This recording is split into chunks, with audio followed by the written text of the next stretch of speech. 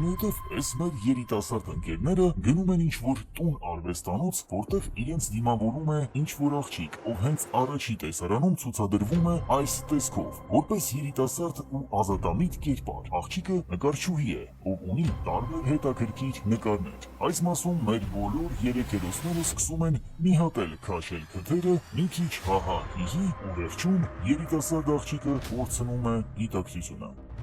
Սա հերթական անգամ ընդգծում է քիմիական թմրանյութերի ողբերգական հետևանքները, ցույց տալով թմրանյութերի ոչնչացնող ազդեցությունը։ Այստեղ առաջարկում եմ հետ գանք տեսահոլովակի սկիզբը, որտեղ գրվում է ամենակարճ ճանապարհը ամենակարճ ճանապարհն է։ Եվ այն ստանում է ճակատագրական իմաստ։ Սա բառացիորեն ծանր թմրամիջոցները որպես հաճույքի ամենակարճ ճանապարհ ներկայացնելու փորձ է, բայց իրականում դա կործանման ամենակարճ եւ ամենաարագ ճանապարհն է։ Եթե չես ուզում մի բան պրոպագանդվի, պետք է ընդհանրապես չխոսել դրա մասին։